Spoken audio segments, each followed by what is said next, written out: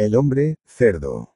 Sería muy largo de contar porque una persona que llevaba uno de los apellidos más ilustres de Rusia y tenía en su parentela un gobernador, un consejero, un general y un príncipe, pudo llegar al caso ignominioso de ser conocida por Durov. Durov significa tonto en ruso, y de ganarse la vida en circos y teatros presentando animales que amaestraba. Si hacer una cosa, cualquiera que sea, con rara perfección es un mérito casi genial, hay que reconocer que Durov estaba en este caso. El arte o la ciencia de amaestrar a los irracionales no tiene para los profanos clave ni reglas conocidas. Siempre me parecerá un misterio eso de conseguir que un gallo cante cuando el profesor se lo manda, o que una mula rompa a bailar el vals con perfección a una imperceptible seña. Las explicaciones que toman por base el castigo o el halago no satisfacen. El animal llega hasta cierto punto, pero pasado de ahí empiezan una limitación y una pasividad que infunden ganas de rehabilitar las teorías de los filósofos al considerarle máquina animada. Los rasgos de inteligencia del perro, del gato, de todos esos bichos a los cuales, asegura la gente, solo les falta hablar, son espontáneos, si queremos provocarlos, de fijo perdemos el tiempo. Y, sin embargo, hay sujetos que consiguen de la bestia cosas increíbles, inverosímiles. Hay que suponer que estos sujetos emiten un fluido, desarrollan una electricidad peculiar, que les somete la voluntad rudimentaria de sus alumnos. Esta explicación, como las restantes, deja en sombra lo esencial del hecho, reemplaza un misterio con otro. Tiene la ventaja de no ser un raciocinio, y sugiere lo que no aclara. Si existe el consabido fluido, o lo que sea, nadie lo poseyó en tanto grado como Durov, el tonto. Emanaba sin duda del algo que atraía y subyugaba a nuestros hermanos inferiores. Los aficionados a esta clase de espectáculos no olvidarán nunca las habilidades de cierta pareja de caniches, a quien Durov enseñó a representar la más divertida comedia amorosa, acabada en boda, y después, con la intervención de un tercer caniche, en desafío por celos. Tampoco han acabado aún de reírse de las gracias del pavo amaestrado, que tan donosamente ponía en caricatura la vanidad humana. Pero el triunfo de Durov, lo que le valió ventajosas contratas y aplausos sin cuento, fue la educación de un cerdito, que llegó a eclipsar en cultura y conocimientos a muchos individuos de nuestra especie. Aquel cerdo maravilloso hacía más monerías que ningún niño. El número del cerdo sabio, del cerdo, hombre, llenaba el circo todas las noches, la multitud, encantada de sus habilidades, le echaba a la pista hasta cajas de bombones de chocolate, como si se tratase de un chiquillo genial y sublime, a quien era preciso mimar. El cerdo leía, o aparentaba leer, escribía con sus pezuñas, danzaba, hacía escalas cromáticas en el piano, adivinaba el pensamiento, apagaba una vela, comía con tenedor, servilleta y vaso, era, en fin, un tesoro. Durov había presentado al admirable tocino en una tournée por Italia, España, Francia y Turquía. Al contratarse para el circo de San Petersburgo, Durov descontaba, naturalmente, el efecto que su alumno había de producir. Fue, sin embargo, mayor de lo que él mismo pensaba. El cochinillo se tragó a los demás artistas, así irracionales como racionales. Era un éxito clamoroso, al cual tal vez en parte contribuya el hecho de que a Durov se le conociesen los círculos de la muchachería elegante, de los cuales formó parte en otro tiempo. Con cierto interés veían los distinguidos ociosos de los palcos de círculo a uno de los suyos dedicado a tan original profesión, y creían de su deber aplaudirle. No era aquel el propio Sergio Orlik, pariente de los Dolgoruki. Sergio en persona. Pero qué cerdito, qué asombro.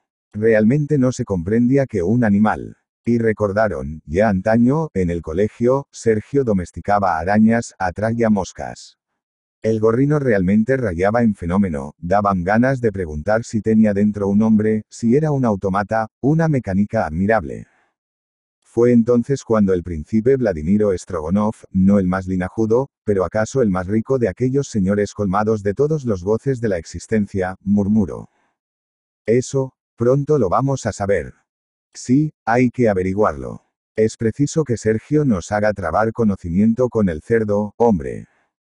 Va, exclamó Vladimiro. Hay un medio más sencillo, y voy a ponerlo en práctica. Ese cerdo me lo como yo asado, y os convido a vosotros al festín. Hubo una explosión de carcajadas. Comerse el cerdo, hombre. El bocado parecía caro. Pero conociendo el desenfreno en el capricho que caracterizaba al príncipe Strogonov, y que es un signo de raza, empezaron a barruntar algo que disiparía el aburrimiento. En el entreacto, Vladimiro pasó a conferenciar con Durov. Nada dijo, sin embargo, de los resultados de negociación tan delicada. Solo 3 días después, cuando volvió a reunirse la sociedad aristocrática y alegre en el palco, el príncipe, con el pulgar en el escote de su chaleco blanco, el monóculo más seguro que nunca en el ligero frunce de la nariz, dejó caer el notición. Estáis invitados mañana a mi casa a cenaros el cerdo, hombre. Hoy trabaja por última vez. Se produjo el alboroto consiguiente. Ese Vladimiro. Qué ocurrencias las suyas. Pero era posible. Durov vendía PCHs. En 50.000 rublos bien se puede vender un ejemplar de la especie suina. La cena costaría eso y algunos centenares de rublos más, porque era preciso inundar de champán los despojos del cerdo, hombre. Y todos miraron curiosamente a Durov, que, en aquel mismo instante, con ligera varita en la mano, dirigía el trabajo artístico de su alumno, haciéndole berrear un aria, el Visidarte, de Tosca cómicamente remedado. La sala entera se desplomaba de risa. La ovación era delirante. Las señoras, de pie, aplaudían. Cucuruchos de dulces y fondanes caían ante las pezuñas del imperterrito cochino. Y al terminar, más pronto que otras veces, el trabajo, la despedida del cerdo, hombre, según rezaba el cartel, y mientras el público reclamaba, bis, se vio al tonto, que, acercándose a su discípulo, le abrazó con cariño. Aumentó la algazara, porque creyeron en una nueva facecia. El cerdo gruñía de placer, apoyando sus codillos en los hombros de Durov. Este, pálido, rechazó al discípulo. 2 lágrimas ardientes saltaron de sus ojos, lágrimas invisibles. Entre bastidores se hablaba del caso, se envidiaba a Durov, un bobo con suerte. 50.000 rublos. El alma hubiesen vendido por tal suma atletas, barristas, hasta la amazona, la baronesa Strinsky. Ahora Durov podía retirarse, comprar una casita en Italia, casarse, vivir de su renta. Al otro día, en el suntuoso palacio del príncipe, la cena fue un desate de libre alegría orgiástica. Durov asistía, sombrío. Cuando sirvieron el asado del cerdo, hombre, a la salsa picante, el bobo rehusó, pero aquellos insensatos, entre carcajadas, le forzaron a comer. Después se armó el juego, el baccara, entre hombres semiebrios, que, sin embargo, recobraban lucidez ante la eventualidad de una gruesa pérdida.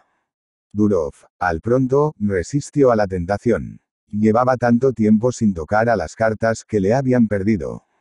Pero hoy era rico. 50.000 rublos. Y necesitaba la emoción fuerte, la emoción que todo lo avasallaba, para olvidar que en su boca había el gusto a sangre fresca de las comidas impias, y en su estómago el peso del plomo de las digestiones brutales, las que sufren aquellos que, hambrientos, en una plaza sitiada, se resuelven a ingerir el sacrilego alimento.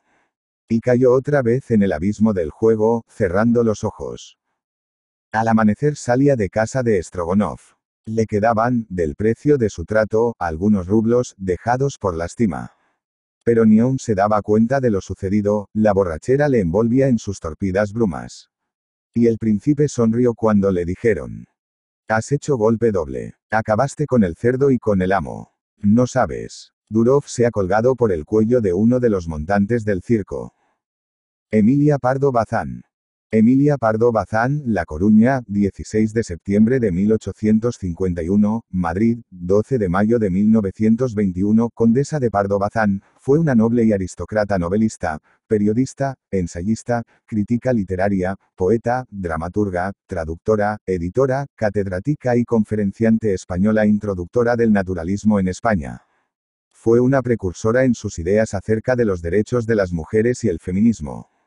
Reivindicó la instrucción de las mujeres como algo fundamental y dedicó una parte importante de su actuación pública a defenderlo. Entre su obra literaria una de las más conocidas es la novela Los Pazos de Ulloa, 1886. Pardo Bazán fue una abanderada de los derechos de las mujeres y dedicó su vida a defenderlos tanto en su trayectoria vital como en su obra literaria. En todas sus obras incorporó sus ideas acerca de la modernización de la sociedad española, sobre la necesidad de la educación femenina y sobre el acceso de las mujeres a todos los derechos y oportunidades que tenían los hombres. Su cuidada educación y sus viajes por Europa le facilitaron el desarrollo de su interés por la cuestión femenina. En 1882 participó en un congreso pedagógico de la Institución Libre de Enseñanza celebrado en Madrid, criticando abiertamente en su intervención la educación que las españolas recibían, considerándola una doma, a través de la cual se les transmitían los valores de pasividad, obediencia y sumisión a sus maridos. También reclamó para las mujeres el derecho a acceder a todos los niveles educativos, a ejercer cualquier profesión, a su felicidad y a su dignidad.